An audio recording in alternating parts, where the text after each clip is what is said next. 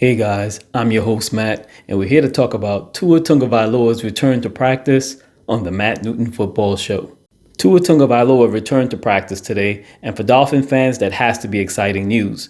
Tua Tagovailoa said that he hadn't experienced any symptoms the day after the concussion event, but in order to pass the concussion protocol, Tua still has to practice and then go through the concussion protocol again to make sure that he's not experiencing any of those symptoms after practice. So the Dolphins are very excited to have him back. Obviously, he still has to go through that last hurdle, but the expectation is that he'll pass the concussion protocol and be cleared to play as early as Sunday against the Arizona Cardinals. And Tyreek Hill happens to be one of the players who is very happy to have Tua back. As a matter of fact, he expressed how much the Dolphins are back in business and they're going to be back to the way they played last season. And, he's very excited about how the offense will progress for the rest of the season. He also mentioned to all the people who have shares of him in fantasy that start him this week, and he's likely going to go for 150 yards and 2 touchdowns. So we'll see if he's able to accomplish that feat. He's more than capable, but the Dolphins still have to make sure they execute in the field and try to eliminate some of the errors that really held the offense back in recent weeks. Now, just because Tua is returning to the starting lineup doesn't mean the Dolphins are going to go back to being the team that they were in the early and mid parts of the 2023 season. The Dolphins still have to figure out how they're going to play with teams' defenses, giving them 2 deep safety looks, and they have to figure out a way to be able to move the ball consistently without having to make big plays all the time. It's something that Patrick Mahomes had to learn a couple of years ago. Teams started playing the Chiefs differently, started taking away some of those deep throws, and Patrick Mahomes had to learn to throw the ball underneath. Andy Reid had to learn to rely on the running game, and they were able to use that kind of strategy to get a couple of championships even after having traded Tyreek Hill. Mike McDaniel and Tua Tagovailoa must have a similar type of growth for the offense in order for it to take off. Now, there's still a lot of problems with the Dolphins going into this week, even with Tua Tagovailoa returning. And some of it has to do with Mike McDaniel, how he calls the game on offense, some of the strategies, the personnel packages that he uses. We've talked about that on this channel many times about his choice of personnel groupings, what he uses on the field, especially critical junctures of the game. Then, of course, there's the players themselves, right? They have to hold themselves accountable. Guys like Raheem Mostert, Alex Ingold can't afford to put the ball on the ground. And, those kinds of turnovers, the Dolphins can't really expect to overcome during the course of a game, especially when Tua, in his last appearance, having thrown 3 interceptions versus Buffalo, that kind of stuff you don't want to see. The Dolphins have to be patient on offense. They have to be committed to the running game. They have to use all 3 of their backs, Devon Achane, Raheem Mostert, Jalen Wright. All of these guys have to be involved in the offense in order for the passing game to take off. We like the idea of Tyreek Hill and Jalen Waddle, Jonnu Smith getting a high volume target share, but it has to come in coordination with the running game. And that's what you like to see this offense do going forward. The Dolphins still have problems with 3rd and 1 and short and 1. Mike McDaniel still hasn't solved that riddle. Jonnu Smith was brought in here in large part to help with that situation. Some of it in the passing game, some of it with tight end screens and tight end runs. I mean, there's ways that they can get him the ball creatively to help the team convert those 3rd and 4th and shorts. But as of now, we still haven't seen a lot of Jonnu Smith's packages that they were talking about in the preseason. He's had some good games with Tyler Huntley. He's made his presence felt. He's carried the offense at times, but we haven't really seen those kind of pivotal plays that you like to see from Jonnu Smith, having been a free agent that the Dolphins had a lot of expectations for. Meanwhile, speaking of expectations, we have Odell Beckham Jr., and he's a guy that the Dolphins had a lot of expectations coming from him. And, he has only played 2 games so far in a limited amount of snaps. He hasn't caught a pass, but just the fact that he's on the field and he's getting acclimated to the offense, he's starting to get his legs underneath him. He hasn't really trained, as far as I know, and practiced with the team throughout all of offseason and training camp. So he has to kind of like be ramped up so that he can have a better second half of the season than the first half of the season.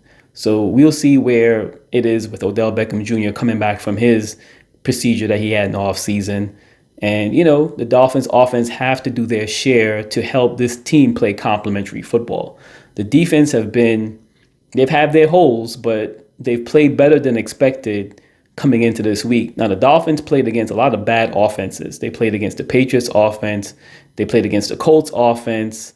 Those aren't really good units, so their stats are probably a little bit skewed by those stats. Also, the Bills in the second half really took the foot off the gas pedal because they really had the Dolphins, where they wanted them, and Tua had gotten hurt. So, they didn't really push the defense the way, they would in a normal game situation because they were so far ahead.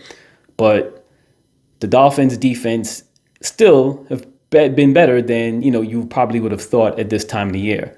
Anthony Weaver's done some creative things on defense, getting Jalen Ramsey involved in the pass rush, having him blitz from the nickel and the cornerback positions.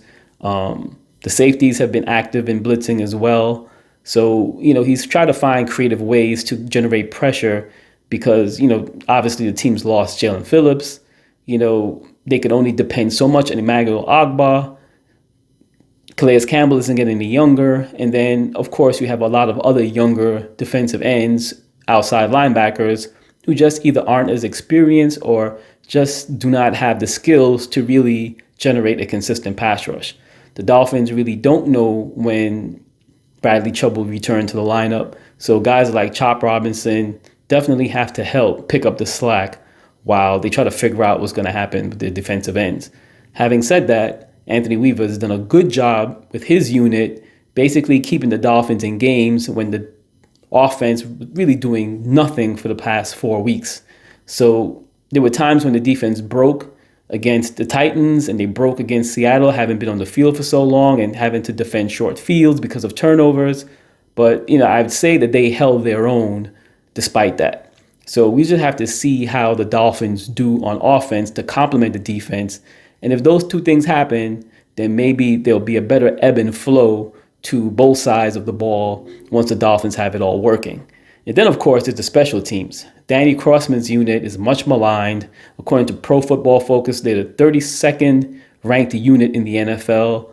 Since he's been on the team, I believe Danny Crossman's been with the team since, I think, 2019 or so. This unit has been really bad for the last 5 years, and I'm not really sure what the end game is for him. It seems like somehow he's protected through two regimes, through Brian Flores and now Mike McDaniel. No one seems to be addressing the special teams unit. Every week there's a problem with the special teams. Either they're giving up a long return, they're allowing field goals to be missed. They're basically, giving up big plays all the time from game to game. And, you just can't have your unit really performing that badly on special teams. All three units have to be able to complement one another, whether it's the special teams pinning the other teams back or they're making clutch field goals for 54 yards to keep the team afloat. The special teams have to do their part for this to be a, cohesive unit, a cohesive team. And I'm afraid Danny Crossman's unit isn't really getting the job done. But let's just hope that there's some kind of improvement before the season ends because it's apparent he's not going anywhere. So Tua Tagovailoa returns to the lineup. And again, I think it's been reported by Mike McDaniel. Obviously, it's the sentiment of the fan base. Tua Tagovailoa by himself is not going to be a savior for the team. The team has other problems besides their quarterback position.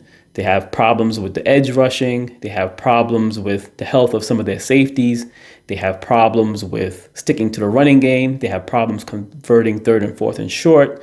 They have problems, with the special teams unit, playing, good football. So there are issues all over the team. They have to be able to get it together. Mike McDaniel sounds like he's optimistic they can get this done. This will start this week against a big game versus the Arizona Cardinals. It's not big in the sense that it's an NFC opponent, so it's not critical in terms of the Dolphins getting seeding in the AFC, but it certainly is important for them to increase their overall win-loss record from 2-4 to 3-4. What they can't do is fall to 2-5, because at that point, it'll look really dubious for the Dolphins to make a playoff berth. So let me know what you guys think. Leave a comment in the section below, and I'll see you in the next video.